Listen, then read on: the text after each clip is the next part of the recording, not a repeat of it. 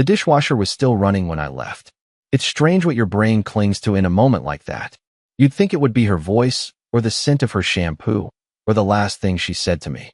But no, just that stupid hum of water churning in circles, like it had no idea our entire life had just been shut off. I didn't slam the door. I didn't leave a note. I didn't even take my keys. But I did take the ring. Not hers. Mine. I yanked it off while standing at the elevator, hands shaking so badly I dropped it twice before I finally shoved it into my coat pocket. I never planned to disappear. I'm not that kind of person. Or at least, I didn't think I was. But something had been off for weeks. Maybe months. The kind of off you can't name, but feel in your bones.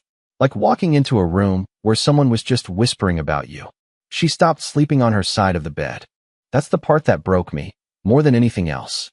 She used to curl into me like she needed my heartbeat to fall asleep. Now, the sheets stayed cold where she used to lie. One morning I woke up and the closet smelled like aftershave. Not mine. Another morning I found a single wine glass in the sink, red lipstick on the rim. She doesn't wear lipstick. At least, not around me. And then, there was the email.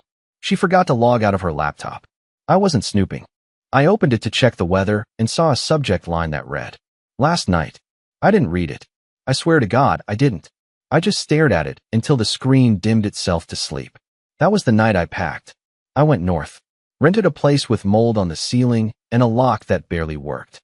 Bought cheap coffee and cheaper cigarettes, even though I don't smoke. Drew the curtains. Spoke to no one. I thought that was it. That I'd live out the rest of my life as a man who disappeared on a woman who'd already erased him from her story. Until last Thursday. I was brushing my teeth. The mirror was fogged. The same old toothbrush, the same cracked tile floor. Then, 3 knocks. Slow. Deliberate. Familiar. I didn't move. Not at first. And then a voice, muffled, shaky. "I know you're in there. Please, just open the door." It was her. And she was crying. She brought nothing with her. No bag, no coat, not even her phone from what I could tell. Just herself. Damp hair clinging to her cheeks, face pale, and a look in her eyes that I'd never seen before. It wasn't anger. Wasn't grief. It was something worse, uncertainty. As if she didn't know why she was standing there either. I wanted to shut the door. I really did. Every part of me screamed that I had made peace with her absence, that I didn't want answers anymore. But I opened it anyway, because when you spend that many nights convincing yourself someone doesn't care, and then they show up crying on your doorstep, something in your gut betrays you. I didn't say her name. I couldn't.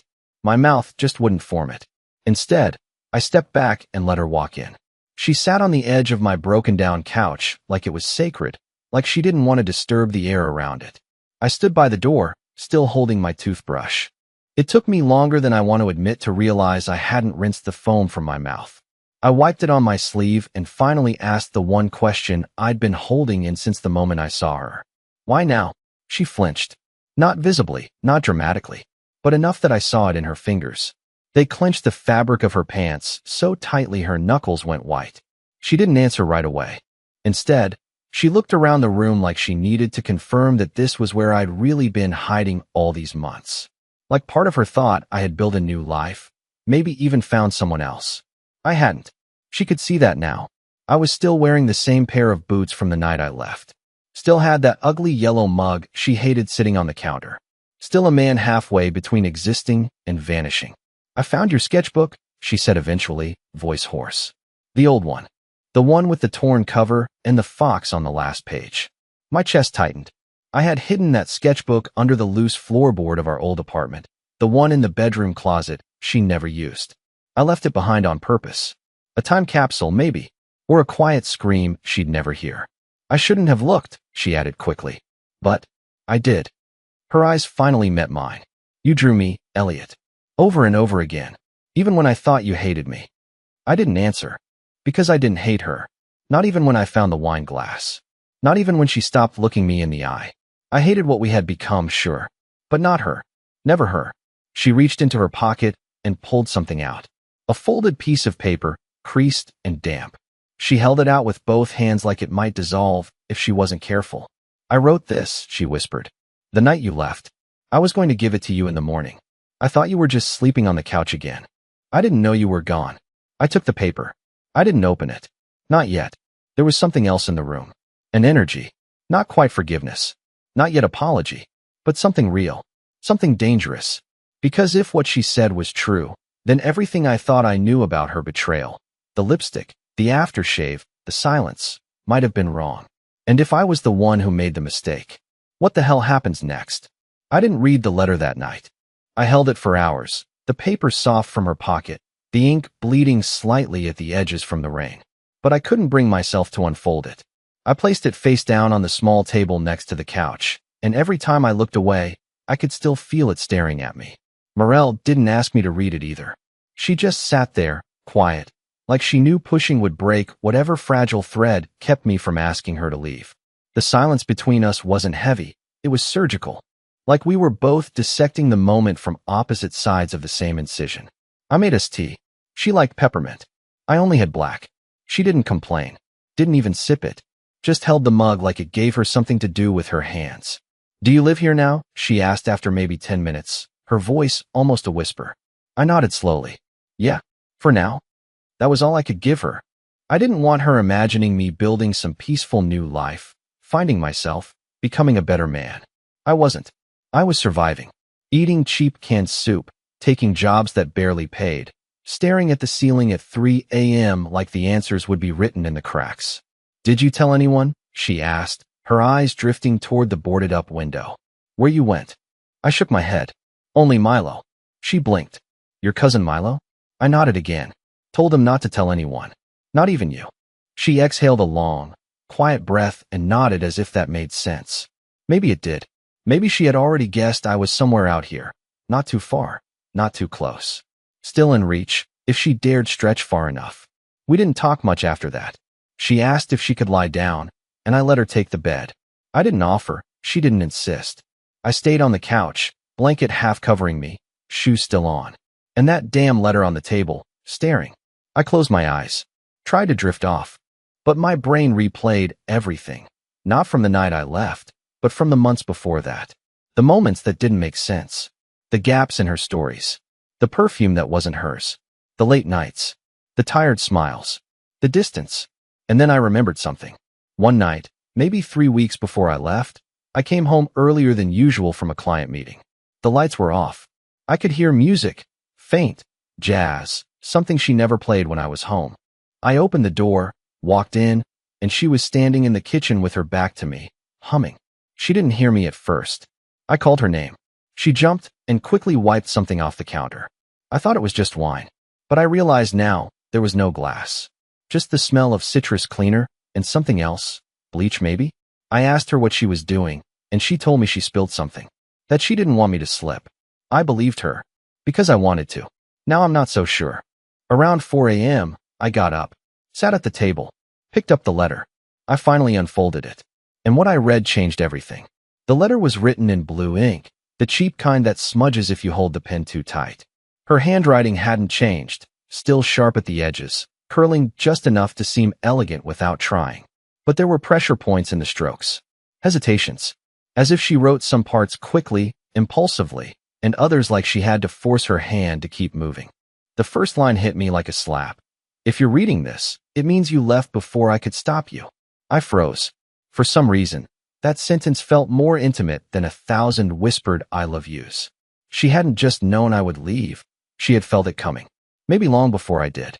She wrote about the silence. The cold space between us.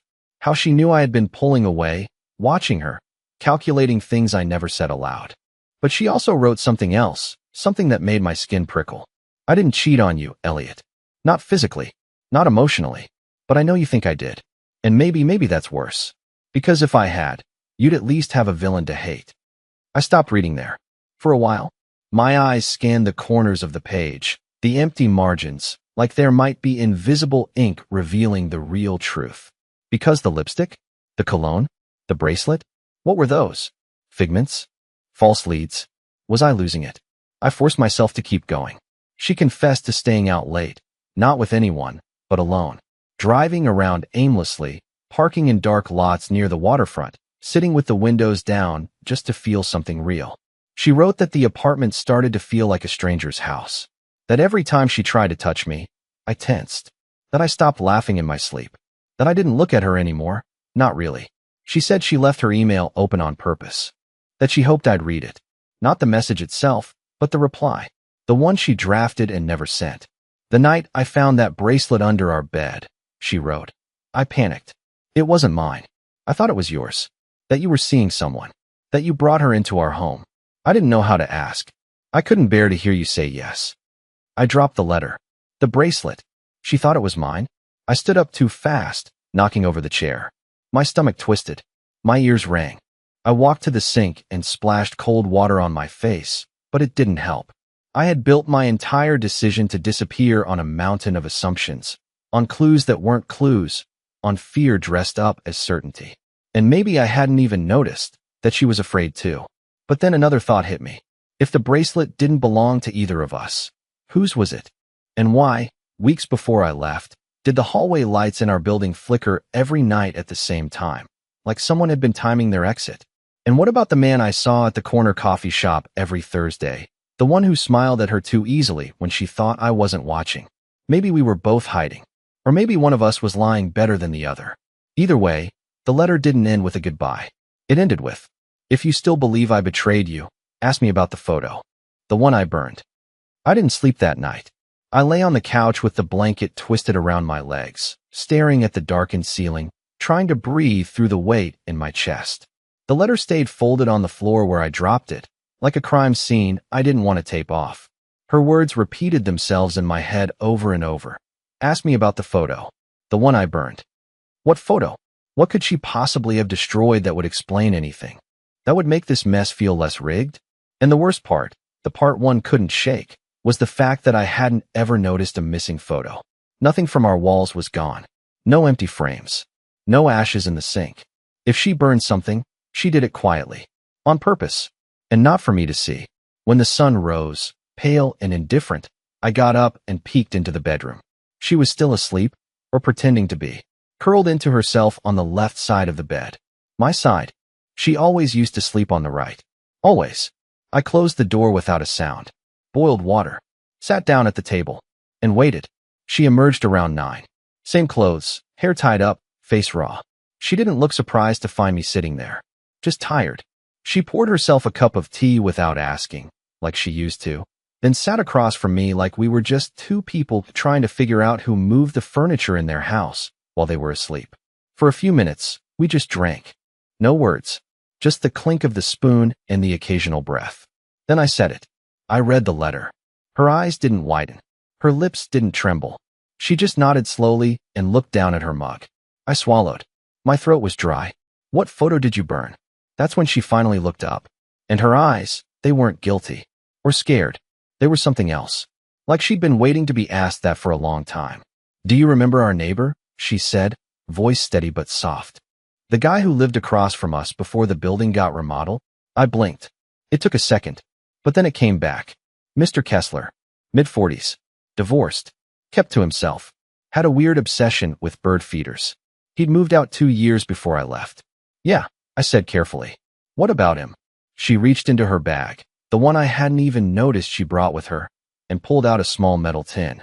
She slid it across the table. "He had a camera," she said. "One of those old film ones. He used to take pictures of everything.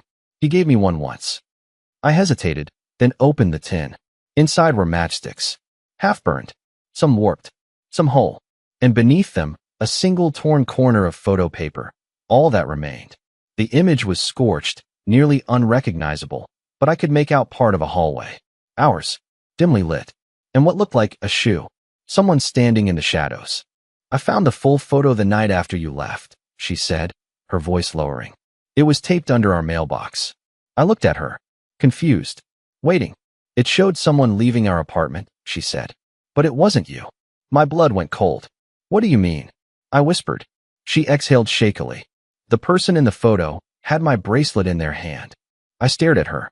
"The bracelet from under the bed?" She nodded. "And the thing is, Elliot," her voice trembled for the first time, "I never saw that bracelet before either. Until the night you found it." I leaned back in my chair, dizzy. My stomach flipped. My skin felt too tight. Nothing made sense anymore. She looked at me, eyes wide, terrified. Someone else was in our apartment, Elliot, and we didn't even know it. I don't remember standing up, but I found myself pacing the room with my fists clenched, my breath shallow, and my mind split wide open like a cracked windshield.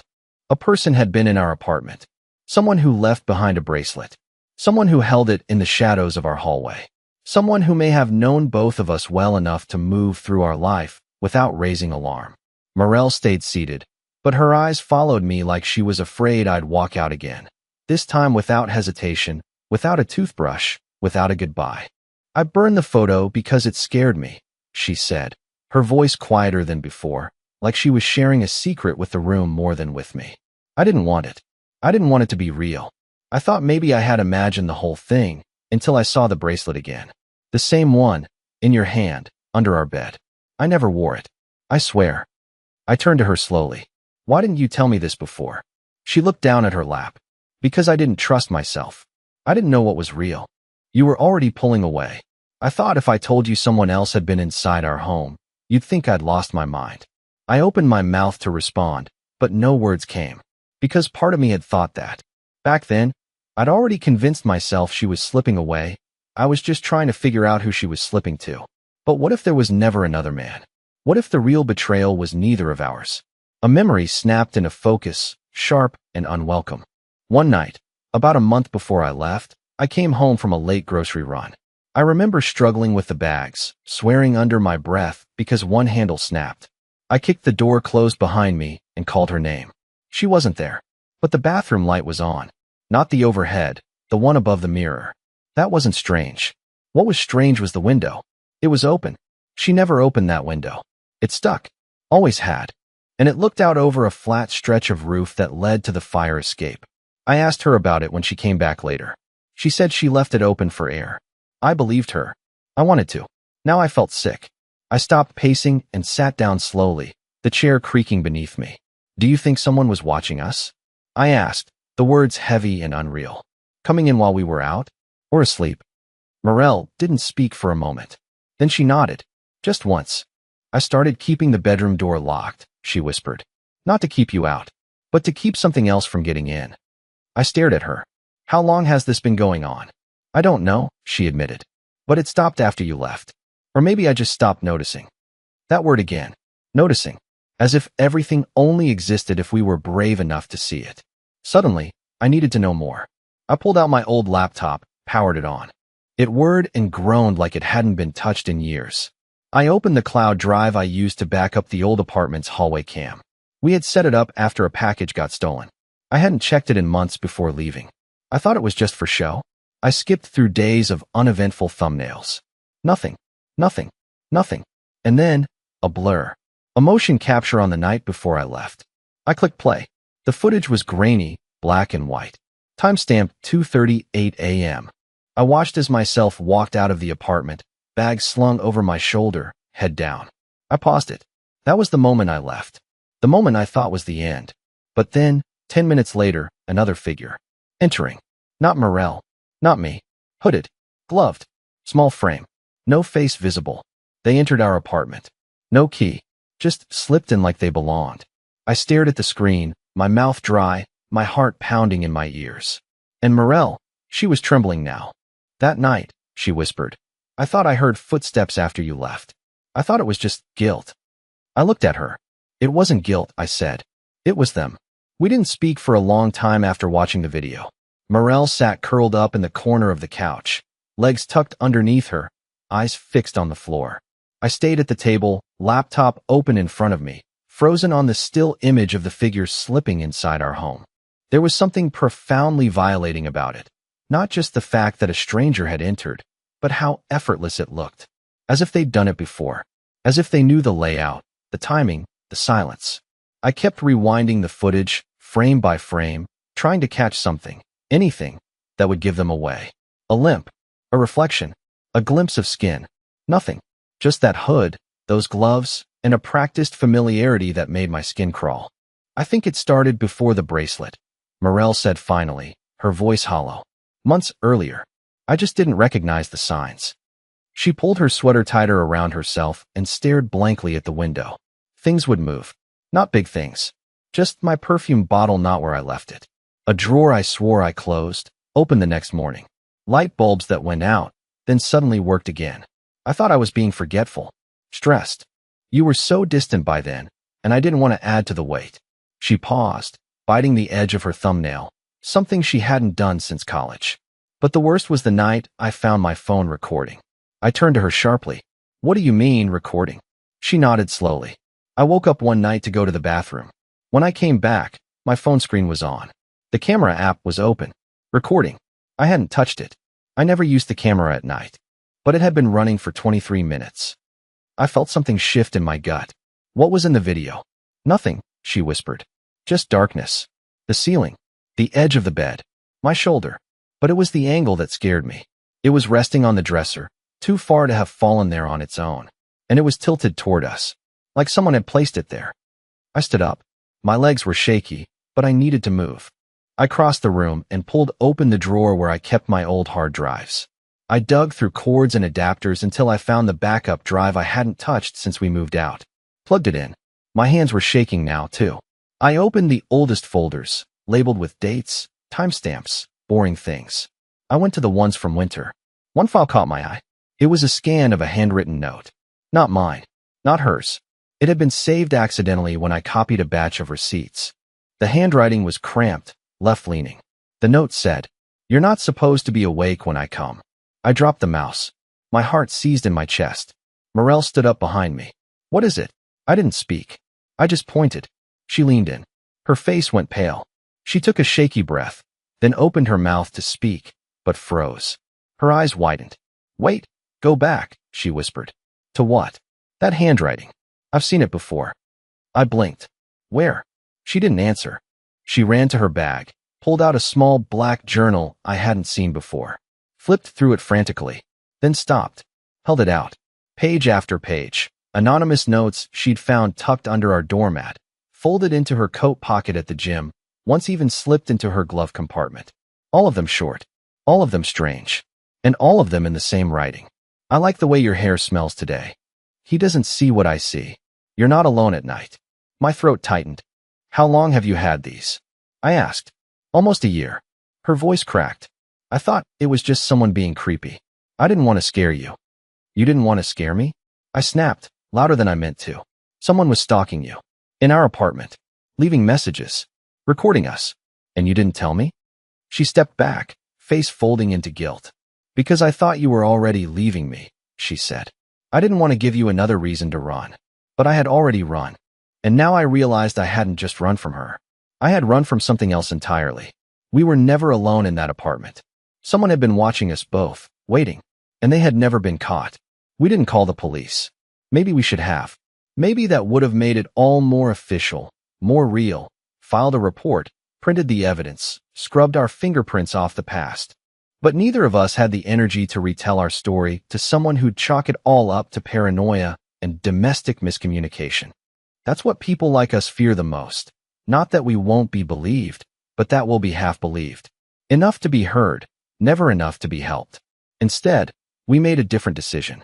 We packed up the cabin that day, quietly, together. She folded my shirts like she used to. I taped the boxes. She found my old sketches. I found her favorite books still pressed with the tiny dried flowers she picked during our anniversary picnic 3 years ago. We said very little, but something passed between us every time our eyes met. Something I hadn't seen in years. Not just the memory of love, but the beginning of trust. A fragile thread. But threads are how all things begin again. Before we left, I went back to the camera footage. I downloaded everything, every frame, every timestamp, every blurred image of that hooded figure, and copied it onto 2 flash drives. One for me, one for her. I didn't want revenge. I didn't need justice. But I needed to remember that it wasn't just in my head. That we were right to be afraid, and stronger for surviving it. We didn't go back to our old apartment. The landlord had already renovated it into something cold and stainless steel. A startup founder lived there now. Young, loud. Always ordering food at midnight. He wouldn't hear the creaks in the walls the way we did. He wouldn't notice when something went missing, not until it was too late. But that wasn't our problem anymore.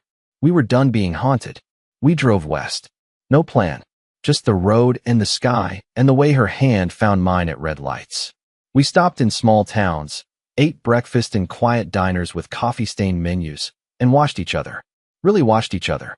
Not the way people stare when they're suspicious, the way they look when they're remembering why they stayed so long in the first place. One night, we found a cottage for rent just outside a town called Hayworth, population barely 1,000. No one knew us there. No one cared. The neighbors were kind, quiet. The woods behind the house stretched for miles, and there were no fire escapes, no flickering hallway lights, no drafty windows that could swing open in the dark. We started over. She began painting again. I opened a small studio downtown, offering portraits and murals. Kids stopped by after school to sketch with me. Morel taught a community class on wildlife journaling. She finally wrote her book about urban foxes. We laughed about that. Full circle. We didn't talk about the letters, or the photo, or the shadow that slipped into our home all those months ago. Not often. But sometimes, when the wind knocked a shutter loose or a light flickered unexpectedly, we'd just look at each other. And that look was enough to say, we know what it's like to lose everything in silence. And we're never going to let that happen again. I don't think we ever fully understood who that person was, or why they chose us. Maybe they were just a thief, a voyeur, a broken person playing with the edges of our life. But they didn't win. Because in the end, I didn't lose her. And she didn't lose me. The fear that almost tore us apart gave us a second chance. And this time, we didn't leave anything unsaid.